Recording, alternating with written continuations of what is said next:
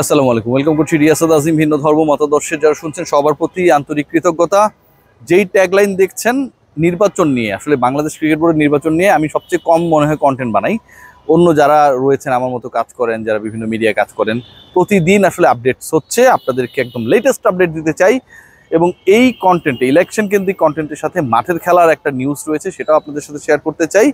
একই সাথে আব্দুর রাজ্জাককে নিয়ে, বাংলাদেশ দলের নির্বাচকের ভূমিকায় যিনি ছিলেন, খুলনা বিভাগ থেকে তিনি এখন ডিরেক্টর হওয়ার পথে রয়েছেন, অলমোস্ট হয়ে গেছেন, তাকে নিয়ে আলোচনা করতে চাই। প্রথমেই আমিনুল ইসলাম বুলবুল, বাংলাদেশ ক্রিকেট বোর্ডের পরের 4 বছরের জন্য প্রেসিডেন্ট। আমিনুল ইসলাম বুলবুলকে নিয়ে যে ধরনের শঙ্কা সংশয় ছিল, আলোচনা ছিল, ডিবেট ছিল, দ্বৈরথ ছিল, সব কিছুই ছিল হচ্ছে তামিম ভার্সেস বুলবুল। বুলবুল নাকি তামিম, কে হবে বাংলাদেশ ক্রিকেট বোর্ডের প্রেসিডেন্ট? জনশ্রুতি রয়েছে যে বাংলাদেশ ন্যাশনালিস্ট পার্টির সমর্থন রয়েছে তামিম ইকবালের প্রতি, এবং এই মুহূর্তে বাংলাদেশ সরকারের গুরুত্বপূর্ণ জায়গায় আসীন ক্রীড়া উপদেষ্টা আসিফ মাহমুদ সজীব ভুঁইয়ার সমর্থন রয়েছে বুলবুলের প্রতি।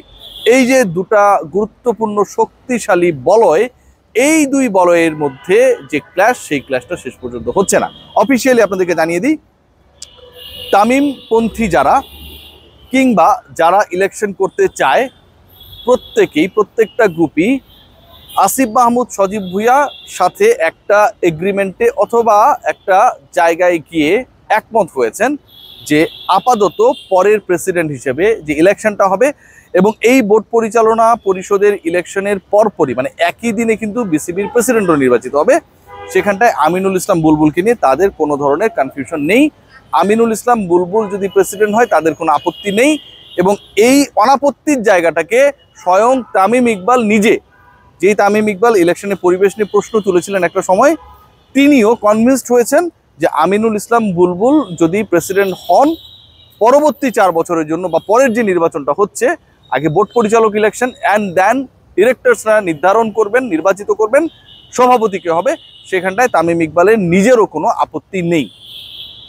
তো হিসাবটা দাঁড়িয়েছে যে ঢাকার ক্লাব ক্যাটাগরিতে আসলে কারা ইলেক্টেড হবেন, কারা প্যানেলভুক্ত, জেলা বিভাগ নিয়ে খুব বেশি আলোচনার সুযোগ নেই। এই ঢাকার হিসাব নিকাশটা ছাড়া বাংলাদেশ ক্রিকেট বোর্ডে ইলেকশন অলমোস্ট ডান, এবং Aminul Islam Bulbul is going to be the president again. This time he is going to be the formally elected president. এর আগে একটা বিশেষ সিচুয়েশন ছিল, বোর্ড ডাইরেক্টর বানানো হয়েছিল, এনএসসি কোটা থেকে এসেছিলেন, পরবর্তীতে বিসিবির ডাইরেক্টর দে ডিসাইডেড যে আমিনুল ইসলাম বুলবুলকেই ফারুক আহমেদের ডিপারচারের পরে দায়িত্ব দেওয়া হোক। সো ওই জায়গাটায় এই মুহূর্তের যে সিচুয়েশন, আমিনুল ইসলাম বুলবুল আগামী 4 বছরের জন্য বাংলাদেশ ক্রিকেট বোর্ডের president, and it's now official. Seriously এটা এখন একটা অফিসিয়াল পর্যায়ে রয়েছে। এটা খুব বড় ধরনের কোনো ব্যত্যয় না হলে, চমক না হলে, থাকে না কোনো কিছুই তো আসলে ফাইনাল বলা যায় না, এটা উলট পালট হবার সুযোগ একদমই নেই। সেকেন্ড পয়েন্ট যেটা, সেটা হচ্ছে যে হোয়াট অ্যাবাউট সাব্বির রহমান? ইলেকশনের বাইরে আমি সাব্বির রহমানকে নিয়ে বলেছি, আমার ট্যাগলাইন আপনারা দেখছেন যে সাব্বির রহমান তিনি জাতীয় দলে ব্যাক করছেন। তার আগে একটু বলে রাখি যে জাতীয় দলে ক্রিকেটারদেরকে যারা ব্যাক করায় বা ক্রিকেটারদেরকে যারা খেলানোর দায়িত্বে রয়েছেন, তারা কারা? দে আর দ্য সিলেক্টরস। জাতীয় দল নির্বাচনের সাথে যে সিলেকশন প্যানেল জড়িত, সেই সিলেকশন প্যানেল এখন একজন মাত্র সিলেক্টর রয়েছেন। 2 তারিখ থেকে আর মাত্র 3 দিন পরেই আপনারা সবাই জানেন আফগানিস্তানের বিপক্ষে বাংলাদেশের টি-20 সিরিজ শারজায় শুরু হবে, এবং it is very much important, যেখানটার প্রিপারেশনটা অনেক বেশি বিগ রোল প্লে করবে ফর দ্য আপকামিং টি-20 ওয়ার্ল্ড কাপ ইন ইন্ডিয়া। সেই টি-20 দল এখন পর্যন্ত বাংলাদেশ ক্রিকেট বোর্ড ইলেকশন নিয়ে তাদের বিশাল ব্যস্ততা ঘোষণা করতে পারে নাই। নির্বাচক আব্দুর রাজ্জাক দল নির্বাচনের চিন্তা বাদ দিয়ে আপাতত নির্বাচনে চলে গেছেন, এবং এটা আমার কাছে মনে হয়েছে কাইন্ড অফ হিপোক্রেসি। আপনি অবশ্যই বিসিবি ইলেকশন করেন, কোনো সমস্যা নেই, রাজ্জাক ভাইয়ের মতো কিংবদন্তিরা বাংলাদেশ ক্রিকেটে সার্ভ করবে, আমরা এটাই চাই। কিন্তু কেন আপনি যেদিন নমিনেশন তুললেন সেদিন পদত্যাগ করলেন? আপনার যদি এই চিন্তা থাকে যে আপনি বিসিবি ইলেকশন করবেন, ডিরেক্টর হবেন, আপনি অন্তত 1 মাস 2 মাস আগে পদত্যাগ করবেন। আপনি নতুন একজন সিলেক্টরকে দল নির্বাচনের সুযোগটা দিবেন। যেই বিসিবির নির্বাচন, সেই বিসিবি তো ক্রিকেট নিয়ে কর্মকাণ্ড পরিচালনা করে, অথচ ক্রিকেট দল এখন পর্যন্ত ঘোষিত হয়নি, রাজ্জাক ভাই ইলেকশনে দাঁড়ায় গেছে। এই যে একটা ঘটনা, এটাকে কোনোভাবে সাপোর্ট করার সুযোগ নেই। তিনি বলেছেন ক্রিকেটে সার্ভ করতে চান। শিওর শট হয়ে যখন আপনি ইলেক্টেড হবেনই, নিশ্চিত হবার পর যখন আপনি সাথে সাথে নমিনেশনও তুললেন, পদত্যাগও দিলেন, এটা রাজ্জাক ভাই আপনার সাথে যায় না। আপনি অনেক ভালো মানুষ, I am very much convince যে আপনি আমার এই বক্তব্যের সাথে এগ্রিড হবেন। আপনি এটা করতে পারেন না, পৃথিবীর কোনো অফিসেও এটা সম্ভব না। এই ধরনের কেউ যদি দায়িত্ব ছাড়ে তাকে পেনাল্টি করা হয়, আর কেউ যদি টার্মিনেট হয় তাকেও পেনাল্টির যে ক্ষতিপূরণ সেটা ওই প্রতিষ্ঠান দেয়। বাংলাদেশ ক্রিকেট বোর্ডে ইলেকশনের উপরে এই মুহূর্তে কোনো কিছু নেই। সাব্বিরকে কি আপনারা সিলেক্ট করেছেন কিনা, আমি কেন সাব্বিরের ডিসকাশনটা করছি, বিকজ বাংলাদেশের টি-20 সাইডে কিছু পরিবর্তন আসছে। এই দলের সবচেয়ে বড় জায়গা যেটা, সেটা হচ্ছে ক্যাপ্টেন হিমসেলফ। আপনি যদি বলেন বাংলাদেশ দল থেকে এই মুহূর্তে কাকে বাদ দিলেও খুব বেশি ক্ষতি হবে না, অথবা পারফরমেন্স ওয়াইজ কে বাদ পড়তে পারেন, আমি মনে করি জাকের আলী অনেক বাদ পড়ার মতো একটা অবস্থায় রয়েছেন। তার পারফরমেন্স নাই, তার উইকেট কিপিং ঠিকঠাক নাই, তার ক্যাপ্টেন্সি দিলেও সেই ক্যাপ্টেন্সি তিনি কতটুকু শতভাগ ভালোভাবে করতে পারছেন সেটাও কিন্তু আমরা doubtful. We are not getting proper enough skilful captaincy from him. So Jaker Ali অনেক, যার দলে থাকাটাই প্রশ্নবিদ্ধ, তিনি আবারও টি-20 ক্যাপ্টেন। বিসিবিতে সবই আমি বললাম না, কোনো ভাইস ক্যাপ্টেন সাইডে আমরা পাই না।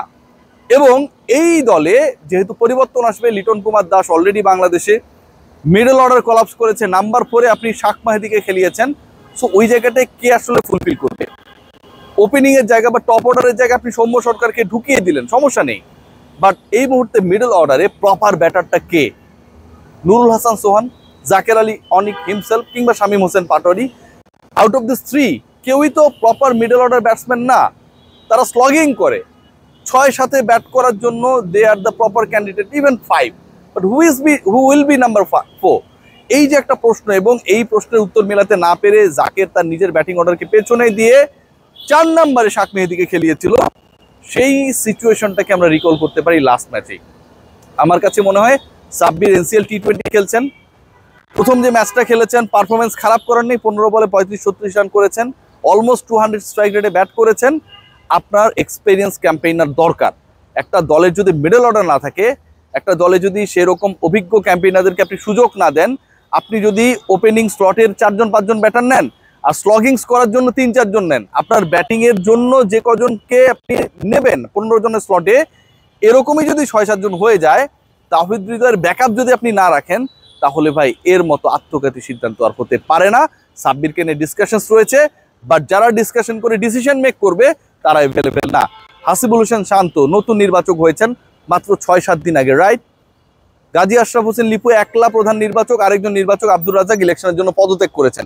সো সিচুয়েশনটা যখন এমন হয়েছে, it is very much difficult for the selectors to ensure the team or to announce the team. Bangladesh দলে এই মুহূর্তে নির্বাচনের বাইরে কোনো কিছু নেই। সামাদ যদি করি, Aminul Islam Bulbul again is going to take the charge of BCB for next 4 years, and এখানটা একটা নেগোসিয়েশন হয়ে গেছে।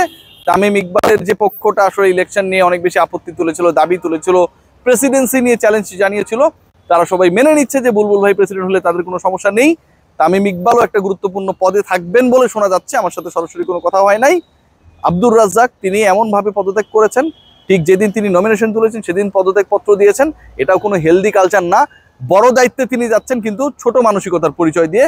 এবং সাব্বির রহমানকে জাতীয় দলের ওই মিডল অর্ডারের জায়গাটায় আমার কাছে মনে হয় বিবেচনা করার সময় রয়েছে, সময় এসেছে, as he is performing in the NCL টি-20। দেখা যাক শেষ পর্যন্ত কি হয়, but Sabbir deserves a chance, এটা সে ডিজার্ভ করে। বাংলাদেশ ক্রিকেট বোর্ড শেষ পর্যন্ত কি সিদ্ধান্ত, এটা তাদের ব্যাপার। সবাই ভালো থাকবেন, টেক কেয়ার।